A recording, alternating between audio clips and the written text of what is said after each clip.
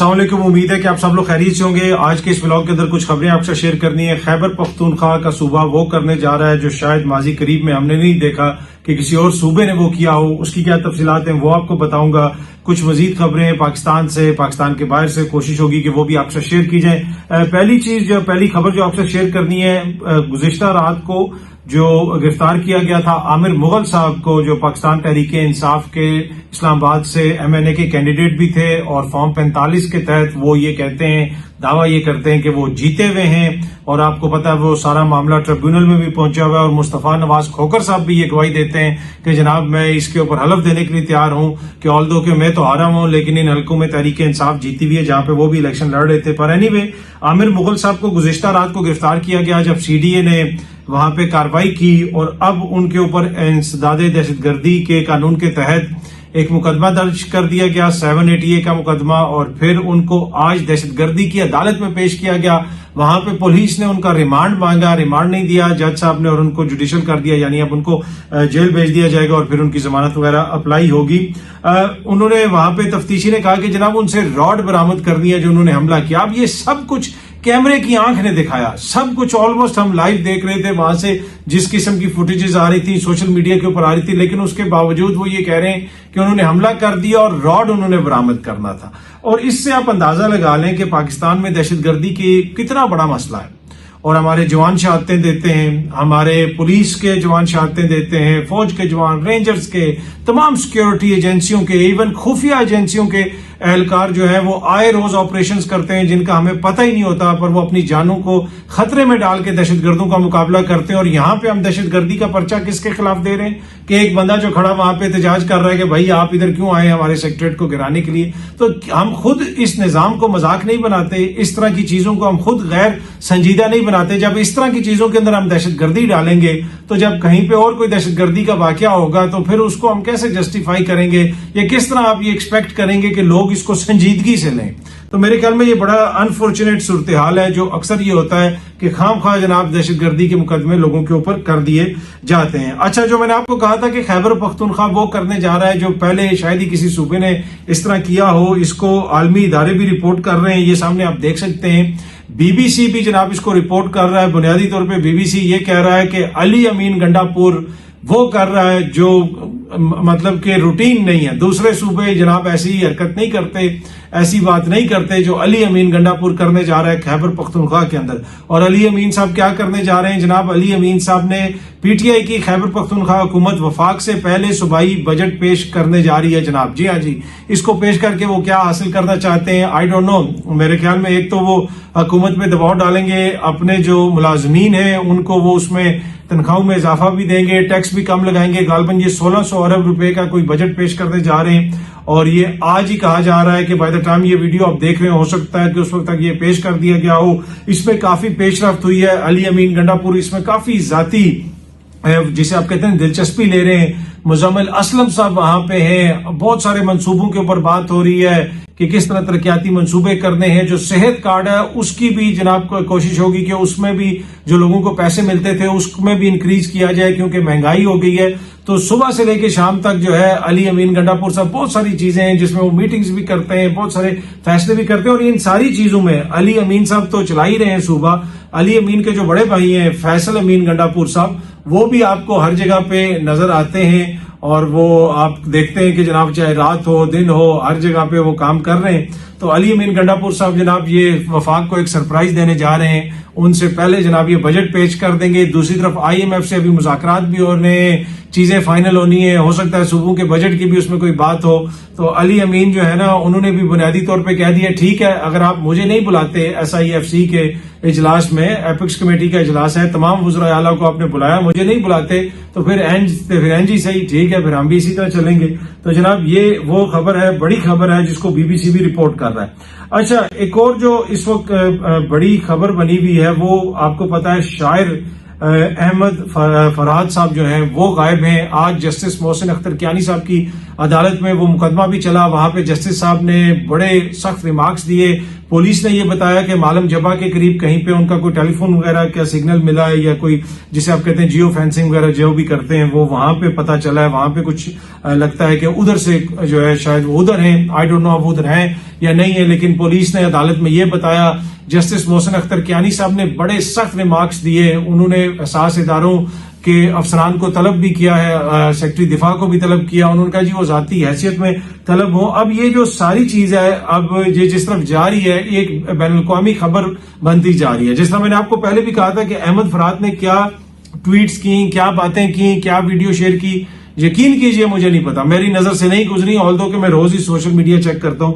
لیکن اگر یہ سب کچھ ہو جاتا تو ایک دو دن کی بات تھی، اس کے بعد کسی نے دیکھنا ہی نہیں تھا، کسی نے کشمیر والے معاملے کے اوپر اتنی توجہ نہیں دینی تھی. اب وہی پبلک ایکشن کمیٹی ہے 27 تاریخ کو دوبارہ کوئی احتجاج وغیرہ بھی کرنے جا رہے ہیں، لیکن اب اس احتجاج میں اتنا زور نہیں ہوگا. یہ میں آپ کو پہلے بتا رہا ہوں. آٹا بھی عوام کے لیے حکومت نے سستا کر دیا، بجلی بھی سستی ہو گئی. اب بجلی سستی ہونے سے کتنا فائدہ ہوگا یا کتنا نقصان ہوگا وہ میں تھوڑا سا آپ سے شیئر کر دیتا ہوں. پر اینی وے ان کو اگر اس طرح یہ غائب نہ ہوتے تو کبھی بھی اتنی بڑی خبر نہیں ہوتی. ابھی یہ حکومت بھی تحقیقات کر رہی ہے کہ یہ کس طرح غائب ہوئے، کدھر گئے، وہ بھی شاید پتا چل جائے. لیکن اب ایمنسٹی انٹرنیشنل جو ہے وہ بھی ٹویٹ کر رہی ہے اس کے اوپر. وہ نہ صرف ٹویٹ کر رہی ہے بلکہ ایمنسٹی انٹرنیشنل جو بین الاقوامی انسانی حقوق کا ادارہ ہے، انہوں نے جو ان کی نظم ہے کہ اسے اٹھا لو، یہ اپنی مرضی سے سوچتا ہے، اسے اٹھا لو، اس کو انہوں نے انگلش میں ٹرانسلیٹ کیا. وہ نظم جو پاکستان میں بھی شاید بہت زیادہ لوگوں نے نہیں سنی ہوگی، جو ہے اتنا جو ہے ہو سکتا ہے لوگوں نے کافی لوگوں نے سنی بھی ہو، بہت سارے لوگوں نے نہیں سنی بھی ہو. وہی نظم جو ہے وہ عالمی سطح کی نظم بن گئی ہے. آج ایمنسٹی انٹرنیشنل بھی جناب اس کو رپورٹ کر رہا ہے. اور اس کا کریڈٹ کس کو دینا ہے؟ حکومت کو دینا ہے یا میڈیا کو دینا ہے یا کسی اور کو دینا ہے؟ یہ مجھے نہیں پتا، یہ آپ خود کریڈٹ دے دیں. اب انہوں نے اس نظم کو انگلش میں ترجمہ کر کے abduct him, he thinks for himself, abduct him, he is different from the abductors. Case جس طرح میں نے بتایا کہ جسٹس محسن اختر کیانی صاحب کی عدالت میں بھی آج جو ہے وہ چل رہا ہے. وہاں سے جو کورٹ رپورٹرز رپورٹنگ کر رہے ہیں، ویسے تو کہا گیا تھا کہ میڈیا پہ اس کی جو ہے پابندی ہوگی، لیکن جسٹس محسن اختر کیانی صاحب نے کہا کہ کوئی پابندی نہیں ہے. حامد میر صاحب نے ان سے کوشچن بھی وہاں پہ بھی کیا اور انہوں نے کہا کہ آپ اس کی بالکل کوریج کریں، اور بلکہ اگلی دفعہ کوریج جو ہے ہم لائیو دکھائیں گے. انہوں نے یہ بھی کہا. سینئر کورٹ رپورٹر ہیں ثاقب بشیر صاحب، اس کے علاوہ اور بہت سارے جو کورٹ رپورٹرز ہیں وہ وہاں سے رپورٹ کر رہے ہیں. ثاقب بشیر صاحب نے بھی لکھا ہوا ہے کہ اسلام آباد ہائی کورٹ نے آئندہ سماعت پر سیکٹری دفاع اور سیکٹر کمانڈر کو ذاتی حیثیت میں طلب کر لیا. سیکٹر کمانڈر ہمارے SHO کے برابر ہے، وہ ایک ادارے کے نمائندے ہیں. میں کسی وردی میں کسی شخص کی انسلٹ نہیں کرتا، قانون میں رہنے کی بات کرتا ہوں. آئندہ سماعت پر سیکٹر کمانڈر کا بیان لکھ کر لائیں. سیکٹر کمانڈر ذاتی حیثیت میں بھی پیش ہوں. اسلام آباد ہائی کورٹ کی پولیس کو ہدایت. تو اب یہ جناب انہوں نے یہ بھی ہدایات دی ہیں. اور بھی بہت سارے کامنٹس تھے کہ جناب وہ مسنگ پرسنز کے حوالے سے کافی زیادہ جو ہے کامنٹس وغیرہ آئے. اس کے بیچ میں میرے خیال میں جس قسم کا وہ پیمرا کا نوٹیفیکیشن وغیرہ بھی آیا، وہ اس نے بھی جلتی کے اوپر تیل کا کام کیا. اب حکومت کو بھی دیکھنے کی ضرورت ہے کہ عدلیہ کے ساتھ آپ کتنی محاذہ رائی کر سکتے ہیں اور کتنی محاذہ رائی آپ کو کرنی چاہیے. ایک ایک سٹیپ پیچھے لینے کی ضرورت ہے ہر کسی کو، اس لیے کہ اگر اداروں میں تصادم ہو خدا نہ خواستہ تو وہ قطعاً پاکستان کے حق میں نہیں ہے. کوئی بھی ادارہ ہو، چاہے وہ کوئی اساس ادارہ ہو، چاہے وہ پولیس ہو، چاہے وہ عدلیہ ہو، چاہے وہ کوئی اور ادارہ ہو، تمام ادارے اگر وہ مضبوط ہوں گے تو پاکستان مضبوط ہوگا. یہ کوئی نہ سمجھے کہ جناب سیاستدان کمزور ہو جائیں گے تو ملک مضبوط ہو جائے گا، اسٹیبلشمنٹ کمزور ہو جائے گی، خدا نہ خواستہ کوئی اور سیکورٹی ایجنسی کمزور ہو جائے گی تو پاکستان مضبوط ہو جائے گا. نہیں، ہر کوئی مضبوط ہوگا تو پاکستان مضبوط ہوگا. یہ سوچ لے کے ہم نے چلنی ہے. ایک سیاسی قوت کو آپ کرش کریں گے تو یہ نہیں ہو سکتا کہ باقی سیاسی قوتیں مضبوط ہو جائیں. تمام لوگ مضبوط ہوں، آئین اور قانون کے دائرے کے اندر جس کا جو کردار ہے وہ اپنا کردار ادا کرے.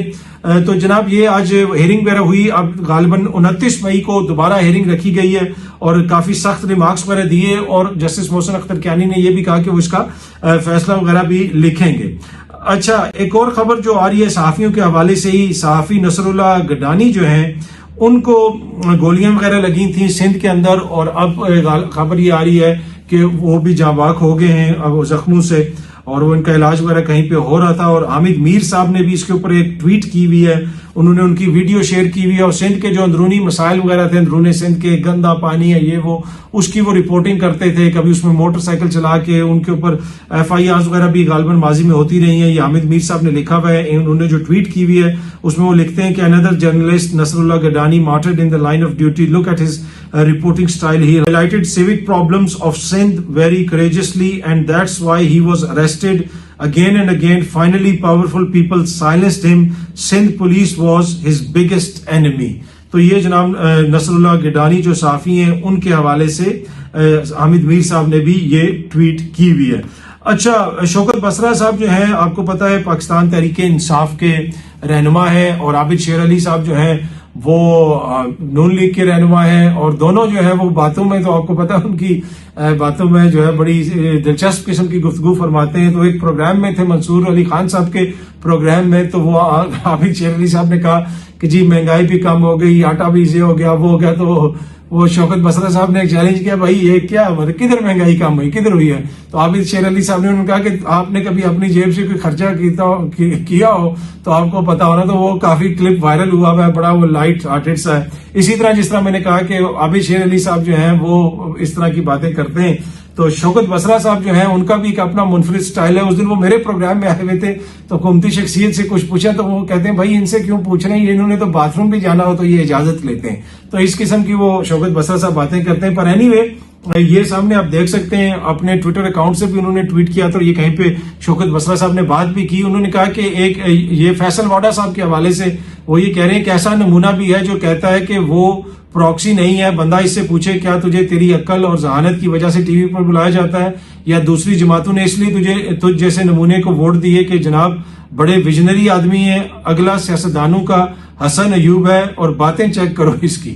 مطلب اب یہ انہوں نے فیصل واڈا صاحب کو کہا. اب اگین جس طرح میں نے کہا کہ وہ جگت والے سٹائل میں انہوں نے کہا واڈا صاحب سینئر سیاستدان ہیں، اگر واڈا صاحب کے عقل ویژن نہیں تھا تو جناب شوکت بسرا صاحب کی حکومت نے ان کو کیوں وزیر بنایا ہوا تھا؟ یہ پھر ان کو اپنی لیڈرشپ سے بھی پوچھنا چاہیے. پر اینی وے انہوں نے کہا کہ یہ سیاستدانوں کا حسن ایوب ہے. اب اگین مطلب مجھے نہیں سمجھ آئی کہ اس سے ان کی کیا مراد ہے. اگر آپ کو کوئی سمجھ آتی ہے تو پلیز ذرا کامنٹس کیجیے گا اور مجھے بھی بتائیے گا. حسن ایوب صاحب بھی سینئر صحافی ہیں، ویسے وہ روز لکھتے ہیں، ٹویٹ کرتے ہیں، نااہل پتہ نہیں یہ وہ ابھی بھی جیل میں ہے اور نہ وہ باہر آئے گا. خان صاحب کے حوالے سے اپنی جو ہے وہ محبت کا اظہار کرتے رہتے ہیں حسن ایوب صاحب. تو وہ بھی سینئر صحافی ہیں، کورٹ رپورٹنگ وغیرہ بھی کرتے ہیں.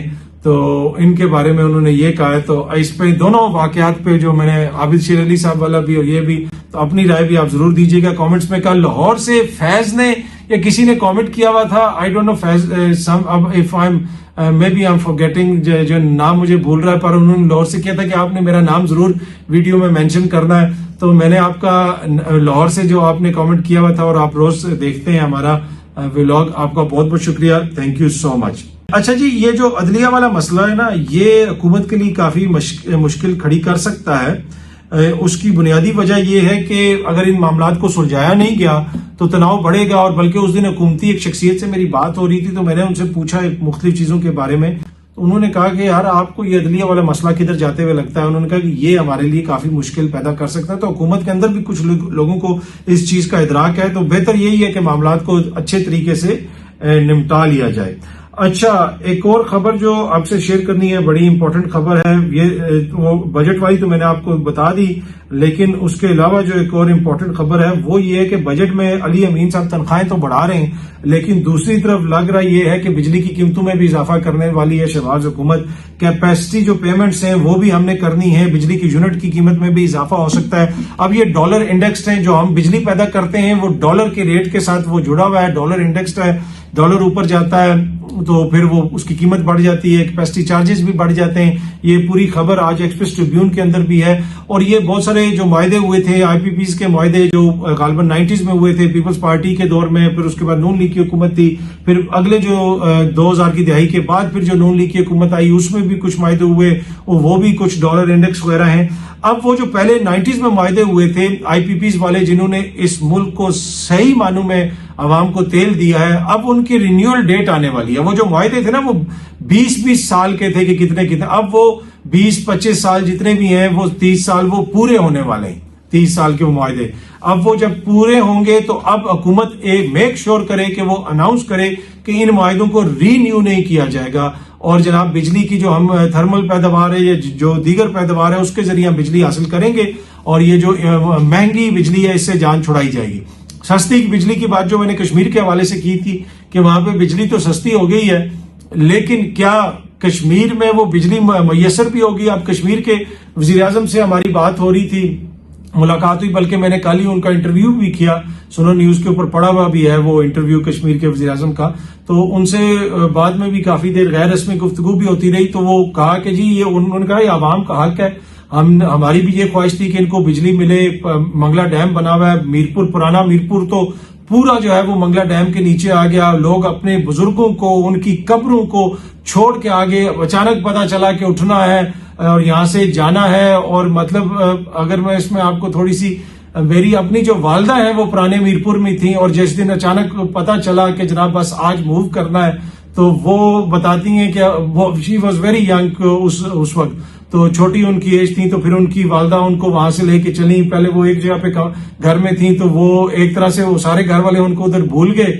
फिर वो वापस आए और उनको कहा कि अजी चलें बस अभी यहां से निकलना है। तो वो पूरा मंजर अभी तक उन लोगों के जहनों में है कि किस तरह वो निकले, पर कभी किसी ने कोई गिला शिकवा नहीं किया कि जी मंगला डैम है, पाकिस्तान का फायदा होता है, कश्मीर का फायदा, पाकिस्तान का फायदा, कश्मीर और पाकिस्तान कोई अलग-अलग तो नहीं है।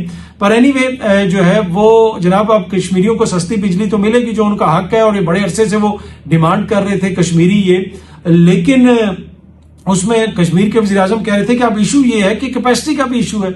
अब बिजली तो सस्ती हो जाएगी, लेकिन क्या इतनी बिजली होगी वो ट्रांसफार्मर ही उड़ जाएंगे? आप कश्मीर में बहुत सारे इलाके ऐसे हैं कि बड़े आसूदा इलाके हैं, वहां पे लोगों ने 1-1 करोड़ रुपए का बैल रखा हुआ है। वो जो डडियाल आगे पीछे के एरियाज हैं वहां पे लोगों के शौकीन लोग हैं, हमारे कश्मीरी भाई इंग्लैंड वगैरह में होते हैं, दुनिया के मुख्तलिफ ममालिक में हैं, यहाँ पे आके उन्होंने बड़े बड़े घर बनाए हुए हैं, अपने मुल्क से मोहब्बत करते हैं और बड़ा अच्छा करते हैं। अब उन्होंने बड़े बड़े वहां पे बैलों के लिए भी वो बता रहे थे, उधर कश्मीर के दोस्त जो आए हुए थे कि जनाब उन्होंने वहां पे एसी लगवाए हुए। तो इस तरह तो ट्रांसफार्मर जलने शुरू हो जाएंगे, तो बिजली तो सस्ती हो जाएगी, लेकिन आगे जाके जो एक मसला बनेगा वो ये होगा कि क्या उतनी बिजली मुयसर होगी। अभी कल की जो खबर है, जो हुकूमत कश्मीर के एक बड़ी इंपॉर्टेंट शख्सियत ने हमसे कंफर्म की कि कई 100 एसी एक दिन में पिंडी से जनाब वो ट्रांसपोर्ट हुए हैं उधर मीरपुर और दीगर एरियाज के अंदर। लोगों ने इसलिए कि बिजली सस्ती होगी, अब वो एसी चलाएंगे तो वो फिर ट्रांसफार्मर उड़ेंगे, लाइन पे जो है वो क्या इंफ्रास्ट्रक्चर उतना मजबूत है। बहुत सारे लोग कह रहे थे कि यहां से इंडस्ट्री उधर जाएगी, नहीं इतना इंफ्रास्ट्रक्चर इस तरह नहीं है। पर एनीवे ये कश्मीरियों का हक था, अच्छी बात है कि उनको ये हक जो है वो मिला है। अच्छा, आखिर में छोटी सी खबर जो है वो आपको इंडिया से भी शेयर करूंगा कि इंडिया में मोदी साहब की हालत इस वक्त उतनी मजबूत नहीं है इंतखाबात में जितनी पिछली दफा थी। आम आदमी पार्टी के साथ दिल्ली में उनका मुकाबला है, कांग्रेस भी गालिबन उनकी इत्तेहादी है, और अब कुछ फेजेस तो हो गए इंतखाबात के, और जो कह रहे थे लोग कि 400 से ज्यादा सीटें मोदी को मिलेंगी। इस दफा सिंपल मेजोरिटी मिलेगी मोदी साहब को, और मुश्किल से या थोड़ी आसानी से। पर वो जो दो तिहाई अक्सरियत या बहुत ज्यादा अक्सरियत की लोग जो बात कर रहे थे वो इस दफा उनको नहीं मिलेगी। मोदी साहब को काफी मसाइल हैं उनके, काफी उनकी कैंपेन वगैरह जिस तरह चल रही है। और फिर राहुल गांधी ने भी बड़ी अच्छी कैंपेन की है। राहुल जो है ना वो एक सियासी फैमिली में पैदा हुए, प्रियंका और राहुल, लेकिन जिस तरीके से उन्होंने सियासत को मतलब के ओढ़ा है, ओढ़ना बिछोना उनका सियासत हुआ, अवाम के बीच में वो चले, पैदल चले राहुल गांधी साहब। आप प्रियंका गांधी को देख लें, मतलब ऐसे वो जो कहते हैं 400-400 रुपए का जोड़ा पहना हुआ, ऐसे सादगी से वो फिर रही होती हैं ना। उन्होंने कोई ज्यादा, अब ये पॉलिटिकली आई डोंट नो इस जो है वो अप्रोप्रिएट है कि वो जो कहते हैं कि इनकरेक्ट है, ये बात मुझे करनी चाहिए या नहीं करनी चाहिए। ना उन्होंने कोई ज्यादा मेकअप किया होता है, वहां किसी महंगे ब्रांड की उन्होंने घड़ी पहनी होती है, ना ही उनकी यहाँ पे कोई हीरे की अंगूठी मुझे नजर आती है। जिस तरह हमारी तो पुलिस अफसरान भी जो है वो भी ख्वातीन हो तो ऐसे ऐसे उन्होंने जनाब घड़ियां पहनी होती हैं, और जनाब सियासतदान जो है हमारे उन्होंने जनाब वो पहने होती हैं इतने इतने महंगे जूते। और इसमें सिर्फ कोई ख्वातीन नहीं, मर्दों पे भी मैं आता हूं। लेकिन प्रियंका जो है जिस बेहतरीन तरीके से अपने आप को कैरी करती हैं, और फिर राहुल कहते हैं ये कैसी तरक्की है कि एक तरफ लोग भूखे मर रहे हैं और लोग ये कह रहे हैं कि जनाब हम मोदी को इसलिए वोट देंगे कि वो 5000 रुपए का राशन हमें देता है, और दूसरी तरफ जो है जो अंबानी साहब हैं وہ جناب کتنے ارب روپیہ صرف پری ویڈنگ کے اوپر اپنے بچے کی جو پہلے کی رسومات ہیں شادی کی اس پہ خرچ کر دیتے ہیں. تو یہ کیسی ترقی ہے؟ یہ تو ویلتھ کی کنسنٹریشن ہو گئی ہے کچھ فیملیز کے اندر. تو یہ کس طرح کی ترقی ہے؟ اور دونوں بہن بھائی بہترین سیاست کر رہے ہیں, عوام کے اندر گھل مل رہے ہیں, کپڑے عام بندوں کی طرح پہنتے ہیں, اپنے آپ کو عام بندوں کی طرح کیری کرتے ہیں. obviously باقی تھوڑا بہت جو ان کا پروٹوکول ہوتا ہے, سیکیورٹی ہوتی ہے, وہ تو ساتھ ہوتی ہے. لیکن ہماری طرف جو سیاستدانوں کی کیا حالت ہے, میں بہت سارے سیاستدانوں کو دیکھتا ہوں تو انہوں نے جناب جوتے پہنے ہوں گے, اوپر اتنا بڑا کسی ڈیزائنر برانڈ کا لوگو لگا ہوگا. ہاؤ کین, مطلب کہ آپ کا ضمیر مانتا کس طرح ہے کہ آپ جن لوگوں کو ریپرزینٹ کرتے ہیں ان میں سے 80%, یہ میں بڑی ذمہ داری سے کہہ رہا ہوں, ہر اس حلقے کے جو سیاستدان ہیں ان میں سے 80% حلقے کے اندر لوگ ایسے ہوتے ہیں جو مشکل سے اپنی گزر بسر کرتے ہیں, اور اس میں سے 50% تو ایسے ہوتے ہیں جن کو ایک وقت کی روٹی ملتی ہے تو اگلے وقت کی وہ شور نہیں ہوتے کہ وہ اپنے بچوں کو کیسے دیں گے, بچے کی فیس دیں گے یا اس مہینے ان کو روٹی دیں گے. تو ان کے نمائندے کیسے ڈیزائنر کپڑے پہن کے پھر سکتے ہیں, چاہے وہ مرد ہوں چاہے وہ عورتیں ہوں. میں نے خود دیکھا بیلٹیں لیدر کی پہنی ہوتی ہیں جس کے اوپر بڑا کوئی کسی کا لوگو بنا ہوگا, اس کو دیکھ کے گھن آتی ہے. آئی سویئر آن گاڈ, گھن آتی ہے کہ یار کہ تم لوگ عوام کے نمائندے ہو. ہاں تم بزنس مین ہو تو آپ کو اللہ تعالیٰ نے آسودہ کیا, آپ ضرور کریں, لیکن آپ کس کی نمائندگی کر رہے ہیں؟ آپ جن کی نمائندگی کر رہے ہیں ان کے پاس کھانے کے لیے روٹی نہیں ہے, اور آپ نے جناب اتنا بڑا لوگو یہاں پہ بنا ہوگا اور یہ اور وہ, اور وہ انتہائی چیپ لگتا ہے, انتہائی چیپ. یہاں پہ پینٹ کا بھی جناب پیچھے وہ برانڈ بنا ہوگا, یہ ہوگا, اور وہ شودہ بندہ لگتا ہے اس طرح کی چیزیں پہنی ہوئی. کبھی بھی ایک ڈیسنٹ آدمی جو ہے اتنے بڑے بڑے ڈیزائنر یہ وہ اس طرح پہن کے جو عوامی نمائندہ ہے وہ نہیں پھر سکتا. اب آپ میں سے کوئی اگر کوئی کپڑا لیتا ہے وہ کوئی ڈیزائنر ہے, آپ کا حق ہے کیونکہ آپ کما رہے ہیں, آپ لیں. لیکن آپ ایٹ دا سیم ٹائم کہیں کہ جی میں یہ جو غریب ہیں ان کی نمائندگی کر رہا ہوں, ان کو روٹی نہیں مل رہی, مجھے بڑی فکر ہے, اور دوسری طرف جا کے آپ 2 لاکھ کا جوتا لے لیں, تو وڈ دیٹ میک سینس؟ مطلب کیا اس کا مطلب ہے کہ آپ کے دل میں درد ہے ان کے لیے؟ نہیں, مجھے تو نہیں لگتا کہ پھر آپ کے دل میں درد ہے. پر اینی وے, پرینکا اور راہل جو ہیں انہوں نے بڑی زبردست کمپین کی ہے, اور میرے خیال میں مودی جی کو اس کے اثرات بھی نظر آ رہے ہیں. اور عام آدمی پارٹی جو ہے دہلی میں اب جو ہونے انتخابات, اس میں کانگریس اور عام آدمی پارٹی کا اگر کولیشن ہے وہ مل کے کچھ کریں گے تو مودی جی کے لیے ادھر کافی زیادہ مسائل ہوں گے. بہت جلدی آپ سب دوستوں سے دوبارہ ملاقات ہوگی. Thank you so much.